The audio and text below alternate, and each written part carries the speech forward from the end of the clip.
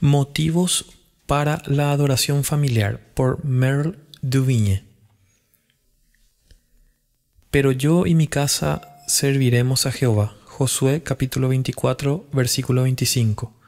Muera yo la muerte de los rectos y mi postrimería sea la suya. Números capítulo 23, versículo 10. Hemos dicho, hermanos míos, en una ocasión anterior, que si queremos morir su muerte, debemos vivir su vida. Es cierto que hay casos en los que el Señor muestra su misericordia y su gloria a los hombres que ya se encuentran en el lecho de muerte y les dice como al ladrón en la cruz: hoy estarás conmigo en el paraíso. El Señor sigue dándole a la Iglesia ejemplos similares de vez en cuando, y lo hace con el propósito de exhibir su poder soberano por el cual, cuando le agrada hacerlo así, puede quebrantar el más duro de los corazones y convertir a las almas más apartadas de Dios para mostrar que todo depende de su gracia y que tiene misericordia de quien tiene misericordia. Con todo, estas no son sino raras excepciones de las que no pueden depender en absoluto, y, mis queridos oyentes, si desean morir la muerte del cristiano, deben vivir la vida del cristiano. Sus corazones deben estar verdaderamente convertidos al Señor, verdaderamente preparados para el reino y confiar solo en la misericordia de Cristo, deseando ir a morar con Él. Ahora, amigos míos, existen varios medios por los cuales pueden prepararse en vida para obtener un día futuro, un bendito final.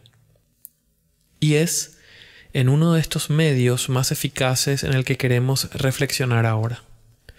Este medio es la adoración familiar, es decir, la edificación diaria de los miembros de una familia cristiana, la edificación diaria que los miembros de una familia cristiana pueden disfrutar mutuamente. Pero yo y mi casa, le dijo Josué a Israel, serviremos a Jehová. Josué 24:15. Deseamos, hermanos, darles los motivos que deberían inducirnos a resolver lo mismo que Josué y las directrices necesarias para cumplirlo. ¿Por qué la adoración familiar? 1. Para darle gloria a Dios. Sin embargo, hermanos míos, si el amor de Dios está en sus corazones y si sienten que por haber sido comprados por precio, deberían glorificar a Dios en sus cuerpos y sus espíritus, que son de Él. ¿Hay otro lugar aparte de la familia y el hogar en el que prefieren glorificarle? A ustedes les gusta unirse con los hermanos para adorarle públicamente en las iglesias. Les agrada derramar su alma delante de Él en el lugar privado de oración. ¿Será que en la presencia de ese ser con el que hay una unión para toda la vida, hecha por Dios, y delante de los hijos, es el único lugar donde no se puede pensar en Dios? ¿Será tan solo que no tienen bendiciones que atribuirle? ¿Será tan solo que no tienen que implorar por misericordia y protección? Se sienten libres para hablar de todo cuando están con la familia. Sus conversaciones tocan 1000 asuntos diferentes, pero no cabe lugar en sus lenguas y en sus corazones para una sola palabra sobre Dios. No alzan la mirada a Él como familia, a Él que es el verdadero Padre de sus familias. ¿No conversará cada uno de ustedes con su esposa y sus hijos sobre ese ser que un día tal vez sea el único esposo de su mujer y el único padre de sus hijos? El Evangelio es el que ha formado la sociedad doméstica. No existía antes de Él, no existe sin Él. Por tanto, parecería que el deber de esa sociedad llena de gratitud hacia el Dios del Evangelio fuera estar particularmente consagrada a Él. A pesar de ello, hermanos míos, ¿cuántas parejas, cuántas familias hay que son cristianas nominales y que incluso sienten algún respeto por la religión y no nombran nunca a Dios? ¿Cuántos ejemplos hay en los que las almas inmortales que han sido unidas nunca se han preguntado quién las unió y cuáles serán su destino futuro y sus objetivos. ¿Con cuánta frecuencia ocurre que, aunque se esfuerzan por ayudarse el uno al otro en todo lo demás, ni siquiera piensan en echarse una mano en la búsqueda de lo único que es necesario, en conversar, en leer, en orar con respecto a sus intereses eternos? Esposos cristianos, ¿acaso solo deben estar unidos en la carne y por algún tiempo? ¿No es también en el espíritu y para la eternidad? ¿Son ustedes seres que se han encontrado por accidente y a quienes otro accidente, la muerte, pronto separará? ¿No desean ser unidos por Dios en Dios y para Dios? La fe cristiana uniría sus almas mediante lazos inmortales, pero no los rechacen. Más bien al contrario, estréchenlos cada día más, adorando juntos bajo el techo doméstico. Los viajantes en el mismo vehículo conversan sobre el lugar al que se dirigen. ¿Y no conversarán ustedes, compañeros de viaje al mundo eterno, sobre ese mundo, del camino que conduce a él, de sus temores y de sus esperanzas? Porque muchos andan, dice San Pablo, como os he dicho muchas veces, y ahora os lo digo aún llorando, que son enemigos de la cruz de Cristo. Filipenses 3:18. Porque nuestra ciudadanía está en los cielos, de donde también ansiosamente esperamos a un Salvador, el Señor Jesucristo. Filipenses capítulo 3, versículo 20. 2. Para proteger a los hijos del pecado. Si tienen el deber de estar comprometidos con respecto a Dios en sus hogares, y esto para su propio bien, ¿no deberían también estar comprometidos por amor a los que forman su familia, cuyas almas han sido encomendadas a su cuidado, y, en especial, por sus hijos? Les preocupa en gran extremo la prosperidad de ellos, su felicidad temporal. Pero ¿no hace esta preocupación que el descuido de ustedes por su prosperidad eterna y su felicidad sea aún más palpable? Sus hijos son jóvenes árboles que les han sido confiados. El hogar es el vivero donde deberían de crecer y ustedes son los jardineros. Pero, ¿plantarán esos jóvenes árboles tiernos y preciosos en una tierra estéril y arenosa? Y sin embargo, es lo que están haciendo. Si no hay nada en el hogar que los haga crecer en el conocimiento y el amor de su Dios y Salvador. ¿No están ustedes preparando para ellos una tierra favorable de la que puedan derivar savia y vida? ¿Qué será de sus hijos en medio de todas las tentaciones que los rodearán y los arrastrarán al pecado? ¿Qué les ocurrirá en esos momentos turbulentos en los que es tan necesario fortalecer el alma del joven con el temor de Dios y, así, proporcionarles a esa frágil barca el lastre necesario para botarla sobre el inmenso océano? Padres, si sus hijos se encuentran con un espíritu de piedad en el hogar, si por el contrario, Padres, si sus hijos no se encuentran con un espíritu de piedad en el hogar, si por el contrario, el orgullo de ustedes consiste en rodearlos de regalos externos, introduciéndolos en la sociedad mundana, permitiendo todos sus caprichos, dejándoles seguir su propio curso, los verán crecer como personas superficiales, orgullosas, ociosas, desobedientes, insolentes y extravagantes. Ellos los tratarán con desprecio y cuanto más se preocupen ustedes por ellos, menos pensarán ellos en ustedes. Este caso se ve con mucha frecuencia, pero pregúntense a ustedes mismos si no son responsables de sus malos hábitos y prácticas. Y sus conciencias responderán que sí, que están comiendo ahora el pan de amargura que ustedes mismos han preparado. Ojalá que la conciencia les haga entender lo grande que ha sido su pecado contra Dios al descuidar los medios que estaban en su poder para influir en los corazones de sus hijos y pueda hacer que otros queden advertidos por la desgracia de ustedes. No hay nada más eficaz que el ejemplo de la piedad doméstica. La adoración pública es, a menudo, demasiado vaga y general para los niños y no les interesa suficientemente.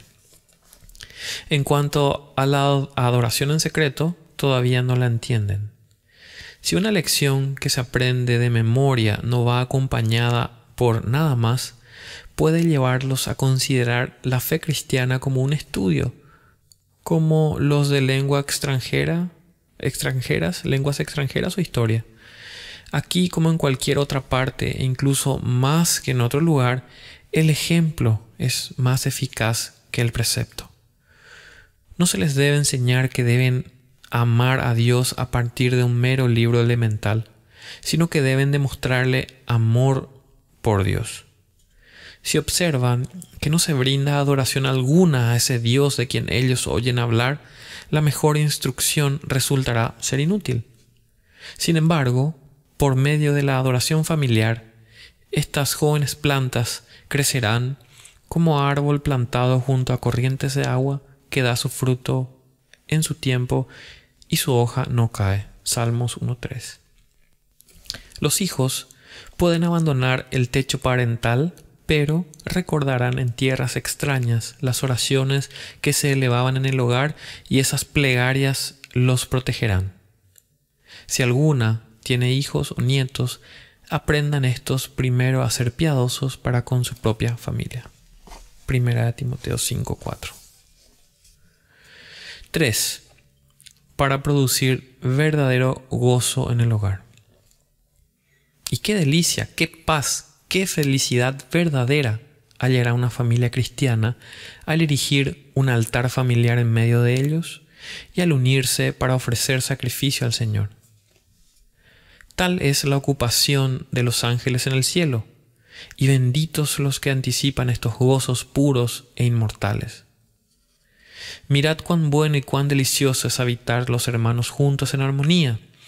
Es como el buen óleo sobre la cabeza, el cual desciende sobre la barba de Aarón y baja hasta el borde de sus vestiduras, como el rocío de Hermón que desciende sobre los montes de Sión, porque allí envía Jehová bendición y vida eterna. Salmo 133. Oh, qué nueva gracia y vida le proporciona la piedad a una familia. En una casa donde se olvida a Dios, hay falta de educación, mal humor e irritación de espíritu. Sin el conocimiento y el amor de Dios, una familia no es más que una colección de individuos que pueden sentir más o menos afecto natural unos por otros, pero falta el verdadero vínculo, el amor de Dios nuestro Padre en Jesucristo, nuestro Señor. Los poetas están llenos de hermosas descripciones de la vida doméstica, pero, desafortunadamente, qué distintas suelen ser las imágenes de la realidad. A veces existe falta de confianza en la providencia de Dios. Otras veces hay amor a la riqueza. Otras, una diferencia de carácter. Otras, una oposición de principios. ¿Cuántas aflicciones, cuántas preocupaciones hay en el seno de las familias? La piedad doméstica impedirá todos estos males. Proporcionará una confianza perfecta en ese Dios que da alimento a las aves del cielo. Proveerá amor verdadero hacia aquellos con quienes tenemos que vivir. No será un amor exigente y susceptible, sino un amor misericordioso que excusa y perdona, como el de Dios mismo, no un amor orgulloso, sino humilde, acompañado por un sentido de las propias faltas y debilidades, no un amor ficticio, sino un amor inmutable, tan eterno como la caridad. Voz de júbilo y de salvación hay en las tiendas de los justos. Salmo 118:15. 4. Para consolar durante momentos de prueba. Cuando llegue la hora de la prueba, esa hora que tarde o temprano debe llegar y que en ocasiones visita el hogar de los hombres más de una vez, ¿qué consuelo proporcionará la piedad? ¿Dónde tienen lugar las pruebas sino en el seno de las familias? ¿Dónde debería administrarse, pues, el remedio para las pruebas, sino en el seno de las familias? ¿Cuánta lástima debe dar una familia donde hay lamento si no hay esa consolación?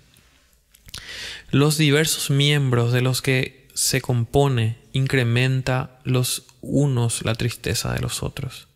Sin embargo, cuando ocurre lo contrario y la familia ama a Dios, si tiene la costumbre de reunirse para invocar el santo nombre de Dios, de quien viene toda prueba y también toda buena dádiva, ¿cómo se levantarán las almas desanimadas?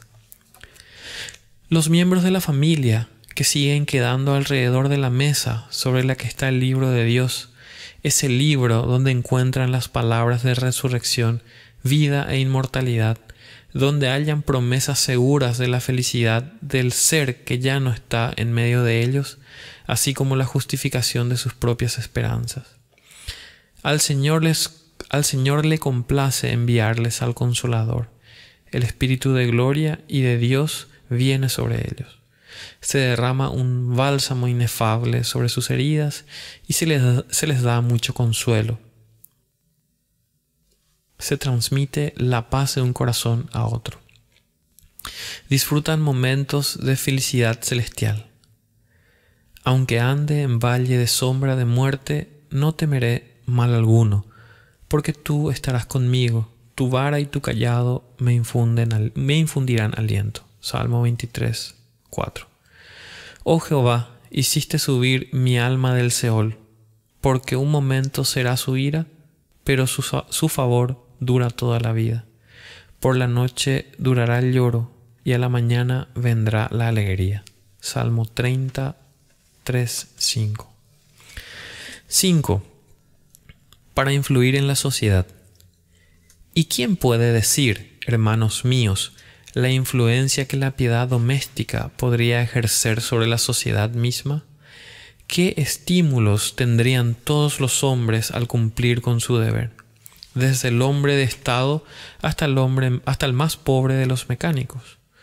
¿Cómo se acostumbrarían todos a actuar con respeto, no solo a las opiniones de los hombres, sino también al juicio de Dios?